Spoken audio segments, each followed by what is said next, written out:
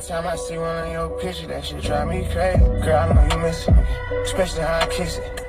I gotta switch my clothes. Gotta run. I gotta run to the laundromat and switch my clothes. It's like a shopping cart except for your clothing. Put a real good grip on it. Round and round the ball clothes goes. Where'll it stop? Nobody knows. Yeah, I got all my black tank tops now. I'm just down to like one gray tank top, and then like once I get rid of that one, buy some more black ones, and I'll have all black. The only downside to like having all of my shirts look exactly the same is that like new people who come to my YouTube channel and like watch like 3 or 4 days in a row, it looks like I'm wearing the same shirt, but just know that it's like a different shirt. Like I showed you, like I have a whole bunch of like brand new tank tops and everything like that. But on to today's topic of real famous versus fake famous. There is a distinction, because before the time of the internet, to be like a famous person, you actually had to have like legitimate like talent. Even then there was still like a lot of imposters. Like I was like looking at some like things that like Elvis, like a lot of people were trying to like copy his hairstyle, and oh my god, it just looks so bad. It looks so terrible. But how you know, like this is my opinion, like looking at like Kobe Bryant or LeBron James, it's like when you see them together like in interviews and everything like that, when they're together, it's just like you can definitely tell that Kobe Bryant was like a real legitimate like person with talent.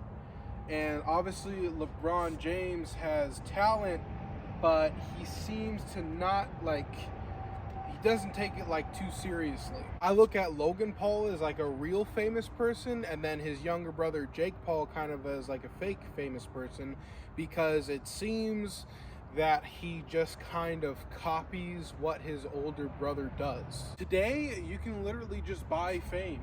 You can have like an Instagram or like a YouTube channel and literally like buy subscribers, buy views, buy likes, buy all this. But the dangerous part about doing that is like, how far can that possibly take you?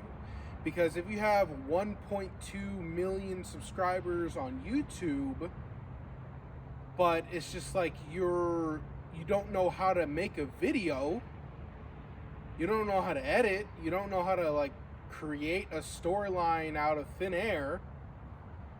It's just like when people come to you in person, it's just like, who are you? And it's just like really, really sad that like if you have a person who's watching you and then they meet you in person and you're just like this fake cutout cardboard person, it's just like you just destroy their soul of like, oh, it's really not possible. The statement is very, very true that like real recognizes real. And the thing about like real recognizing real is that it's actually kind of scary, because like when you are a talented person, when you are the best at like what you're doing and you have proof of it, you have the numbers, it's like, and then you meet another person and then like they're real in real life too, you're like, oh shit, like I thought I was the only one. And like it's a little bit scary that like when you're like in a room filled with like 100 real people, you're like, who the fuck am I? And what to do in that situation is just keep on doing what you've been doing. Keep on being you. But the best feeling is like that's so messed up to say, but it's like when you see a fake who's like above you and you realize that they can only climb so high.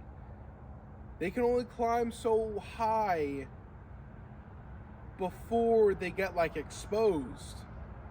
of like, say like a person with like, say 30 million subscribers. It's like they got all the way up there, but they're not like a real human being. They're not like trying to best themselves. Like, I don't know how to like explain it. Like, it's just like there is the fake it till you make it. But if you're real, I don't think that there's really any reason to fake it. Do I think that I'm a real famous person? Well, no, I'm not fucking famous. Do I think that I'm a real person? Now, I be doing some fake ass shit sometimes. I ain't gonna lie about it. Good morning, how you doing? Fuck you. At this point in time, I think I'm just more of like an observer. Like, you know, like I don't have any like specialized knowledge. I didn't go to college. I'm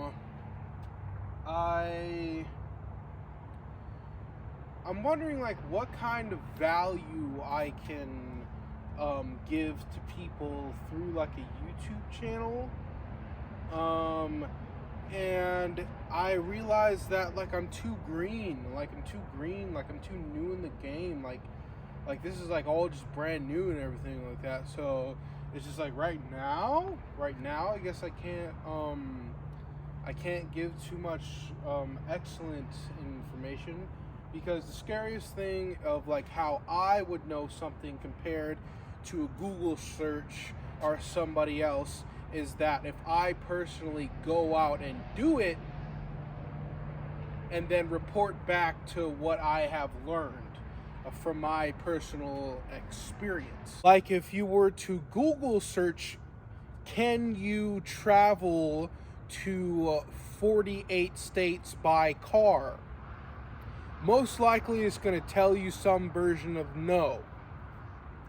But from me, from a person who has traveled to 48 states,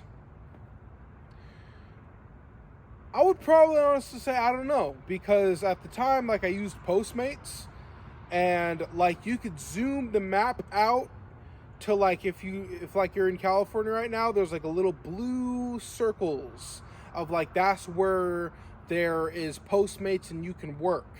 And then you could zoom out and then go scroll over to Utah and then see like little blue circles, so you can drive to that city in that blue circle and then hear bing, bing, bing, go to this place, go get some Subway, and then bring it to that person, and then you get paid. So like I'm making it income and then traveling to 48 states using Postmates. But I remember the last time that I got it, you couldn't zoom out anymore. Like they changed it. And I don't know if it was my fault. I'm sorry if it was my fault. Because I got fired from Postmates because I ate the people's food. Which I'm not proud of. That's not a good thing. It's fucked up. But I ate the people's food.